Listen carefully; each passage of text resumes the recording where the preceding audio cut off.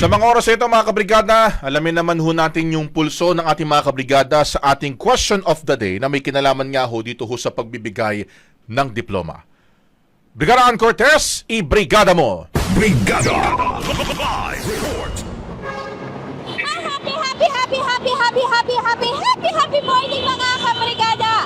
And syempre sa inyo, Brigada Gab and Brigada Absan, laban na laban talaga tayo dito dahil for the laban na laban yung the sound effect ng ating mga sasakyan dito sa likuran. Pero ayun na, Brigada Gab and Brigada Abs, dahil Monday today, at talaga naman energetic na tayong nag-ikot sa kagilid-giliran at kasingit-singitan ng Metro and Mega Manila para tanungin ang ating mga kabrigada na kung sila nga ba ang tatanungin, pabor nga ba sila na bigyan ng diploma din at mga kahit hindi college graduate pero may work experiences. Kasi kung matatandaan natin na na-aprobahan ng atong ATF na mismong panukalang batas na nagsasabi na as long as may 5 years ka ng work experience na related sa isang subject, pwede ka ng na ma-accredit, mabigyan ka ng diploma, as well as kapag nasa dapat ang mga, kumbaga ang mga dito requirements, dapat Filipino ka, 23 years old and up, and then dapat high school graduate ka, and at the same time, dapat 5 years yung work experience mo na at related dito nga sa kinukuha mong diploma.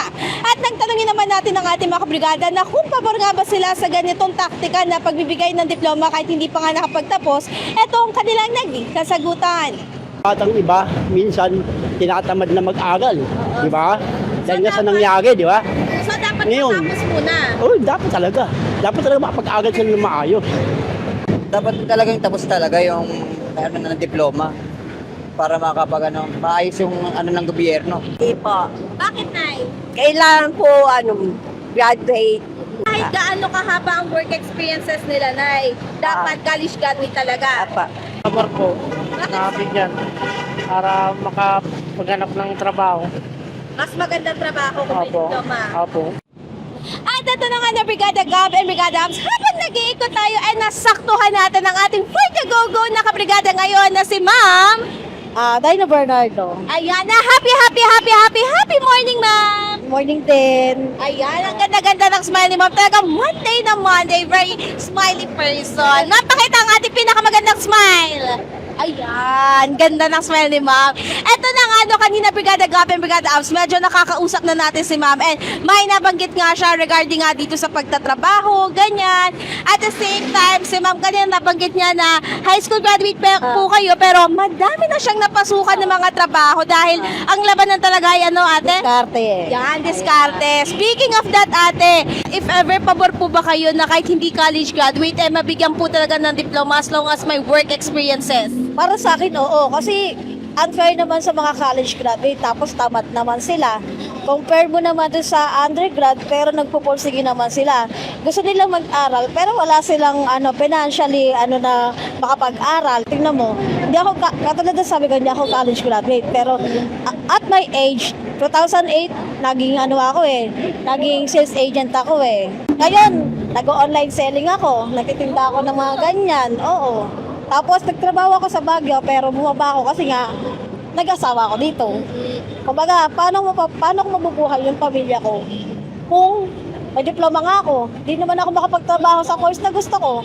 Kumbaga, hindi related. O di, kahit hindi ako college graduate, at least madiskarte naman ako sa buhay. Opo. Kaya importante rin talaga mga kabrigada yung pagiging madiskarte, no? At dahil naman si ate for the go-go, syempre isa sa ating mga masisipag at talaga saludo po kami sa inyo. Bibigyan natin si ate ng ating Brigada Sleeves. At ayan ate, baka may gusto kayong batiin mga kaibigan, kapamilya or whatever. Ayun, binabati ko yung ate ko, si Edeline Bernardo Mandupig. Nasa siya ngayon? Nasa ibang bansa siya. Tapos yung kuya ko, si Mr. Joselito Bernardo.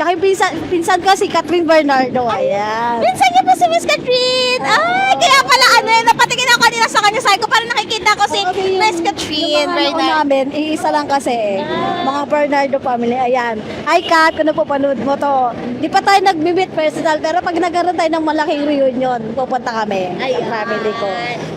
Thank you so much po, Mama. At syempre mga kabrigada, and syempre Brigada Gab and Brigada Ops ay magpapardamabay na tayo. Kaya naman in the heart of changing lives, ito si Brigada Ann Cortez ng 105.1 Brigada News FM Manila, the Music News Authority. Ang bahaging ito ay hatid sa atin ng Power Cell Salabat, ginhawa ng bawat nangangarap.